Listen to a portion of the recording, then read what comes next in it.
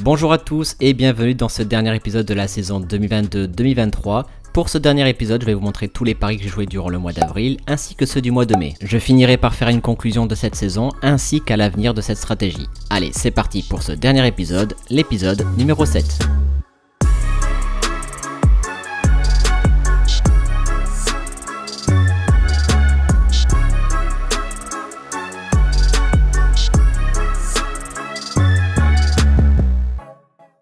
Pour ces deux derniers mois de la saison, j'ai eu très peu de matchs intéressants puisque j'ai seulement proposé 11 matchs à parier. Encore une fois, depuis que je fais ma stratégie, c'est la première fois que ça m'arrive et je me dis qu'avec toutes les surprises que j'ai eues cette saison, je ne suis plus à ça près. On va donc commencer par le mois d'avril avec les 4 matchs proposés et on finira par mai avec les 7 derniers matchs. Je rappelle que fin mars, j'étais sur un capital de 5507 € et on s'était arrêté au match numéro 68. Match numéro 69, Standard de Liège contre Charleroi, nous sommes à la 74e minute et toujours aucun but marqué en second mi-temps. Mamie se fait bien accepter sur une cote de 1,83. 82e minute, marché suspendu et c'est un but du Standard de Liège qui nous fait valider le pari. Match numéro 70, Saint-Pauli contre Braunschweig, nous sommes à la 75e minute et toujours aucun but marqué en second mi-temps. Mamie se fait bien accepter encore une fois sur une cote de 1,83. 85e minute, marché suspendu et c'est un but de Saint-Pauli qui nous fait valider le pari. Match numéro 71, Antwerp contre Courtrai, malheureusement un but a été marqué avant la cote à la 71e minute. Et enfin, dernier match de ce mois d'avril, match numéro 72,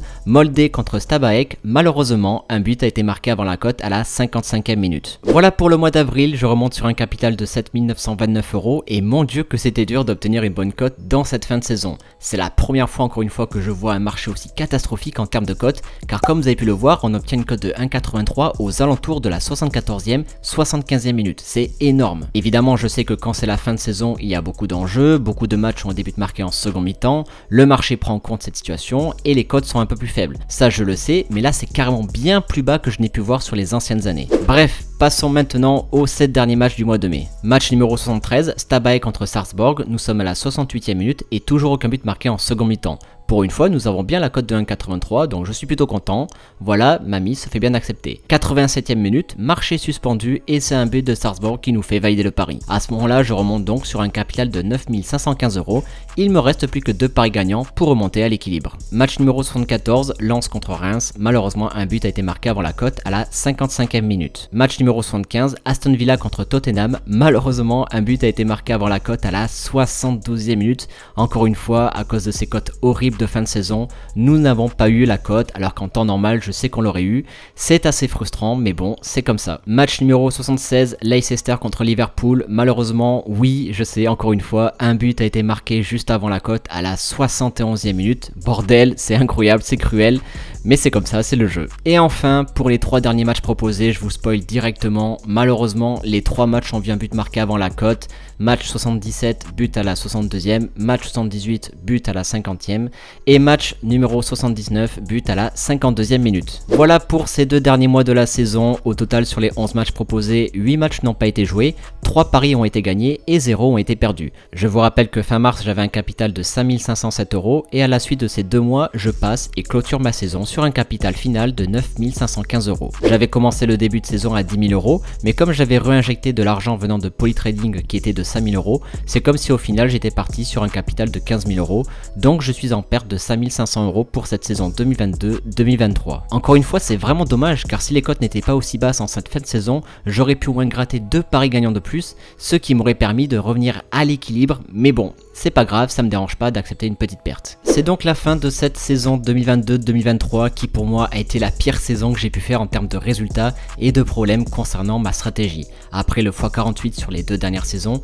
malheureusement cette saison je ne serai pas rentable car ce fut vraiment compliqué du début jusqu'à la fin. Souvenez-vous, en début de saison, les paris gagnés sur Polytrading mais qui finalement m'ont été annulés pour je ne sais quelle raison, toutes les équipes aux nombreux records battus puisque cette saison nous en avons eu 6, les 2 séries records de matchs non pariés en l'espace de 2 mois, une coupe du monde en plein milieu de saison qui a cassé cette folle dynamique des séries, les cotes dégueulasses de ces 2 derniers mois de fin de saison, bref, je ne vais pas tout citer mais ceci explique en grande partie les résultats. En parlant de résultats et concernant l'analyse, vous m'excuserez mais je ne rentrerai pas dans les détails techniques du bilan sous peine de dévoiler des informations importantes à certaines personnes qui profitent de mon contenu. En temps normal je l'aurais fait mais maintenant je vais éviter car vous n'êtes peut-être pas au courant mais de plus en plus de personnes s'inspirent de ma stratégie ou bien volent carrément mes pronostics sur ma stratégie stratégie et en font un business. Donc ne soyez pas surpris si bizarrement vous voyez des gens parier sur le top des meilleures équipes ou bien sur les séries de records du plus de 0,5 en second mi-temps. Maintenant vous saurez d'où ça vient. Donc je pense que vous comprendrez que pour ces raisons-là, je ne vais pas rentrer dans les détails techniques de résultats et d'optimisation afin d'éviter de leur faire encore une fois tout le travail de recherche et d'analyse à leur place. Pour conclure cette vidéo, merci à toi si tu as suivi cette petite série. J'espère qu'encore une fois j'ai été le plus transparent possible à tes yeux.